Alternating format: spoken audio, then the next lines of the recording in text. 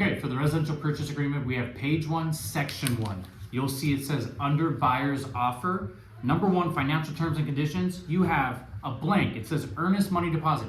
That is the amount of money that your buyer will be wiring or depositing a check to the title company as good faith funds held to show that they have skin in the game to buy the property. So usually when you're trying to figure out how much to write here, go to the MLS sheet. Down near the bottom, you will see earnest money deposit and an amount. That is what the seller is requesting. Let's call it $5,000. If your buyer's okay with the $5,000, you would write $5,000 in that blank on line 11. Now, it says you have to check this box. Is this earnest money deposit, EMD, presented with this offer, or check that box because you never wanted to give an earnest money deposit with an offer. You'll check that box, and usually I write wire transfer within 2 business days. If your buyer would like to drop off a check to the title company, you would write that. Then if you look, it says upon acceptance, it is to be deposited within 1 business day, or that's where you will fill in the number 2 because you're changing it to 2 business days. All right. Then it says wire to, you have escrow holder, buyer's broker trust account, or seller's broker trust account. Check the escrow holder.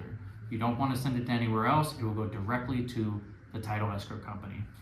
Now, line 18, the next Let me jump in on that. Please. Earnest money deposit can also be referred to as EMD.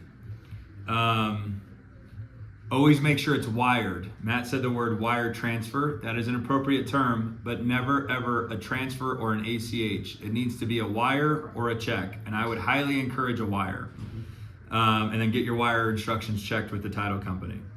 And then the other good rule of thumb, if your client is a little bit uneasy with what what the seller is asking for in the MLS as far as the amount of the earnest money, a general rule of thumb is it's 1% of the purchase price.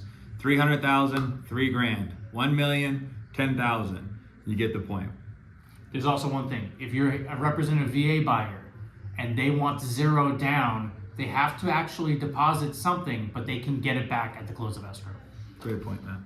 All right, so line 18, it says additional deposit. Most of the transactions are 0 in this line. What this means is if your buyer is going to additionally deposit a second deposit somewhere throughout the transaction before the closing table.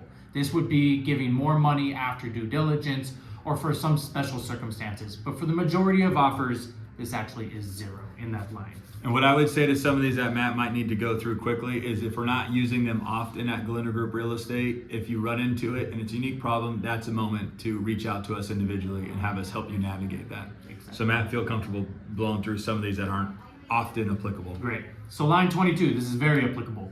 This says this agreement is contingent upon buyer qualifying for a new loan. Unless it's a cash buyer, there will be a number here. Okay, so what it says is next you have to check. Are they conventional, FHA, VA, or other? There are some other types of loans out there. For the most part, you'll be checking conventional, FHA, or VA. Now, how do you figure out the loan amount? What you do is you take the purchase price, call it $400,000. You subtract the down payment, call it $80,000. What's remaining? $320,000. That would go on that line as qualifying for that loan. Next is, let's see, line 24. This agreement is contingent upon buyer qualifying to assume the following existing loans. Not a very common thing. However, if they are going to assume a loan, you would just do the math that same way, put the loan amount right there. And choose conventional, FHA, VA, same as before. If you're going to assume a loan, definitely reach out to us to talk about this section of the purchase agreement. Yes. Line 31, buyer to execute a promissory note secured by deed of trust per terms in the financing addendum. This is used very, very seldomly, but this would be if it was a seller financing. Most of your offers are going to be 0. Like Josh said, if you are going to fill out this line and have some special kind of financing, reach out to us and we'll help you through that process. Line 34, balance of purchase price. This is where some people mess up their math. So you have a down payment amount of called $80,000. Your earnest money, which is up at the top of $5,000. What goes in the balance of purchase price, which is the balance of down payment? It's not 80. Your client's down payment is 80, but they've already given 5.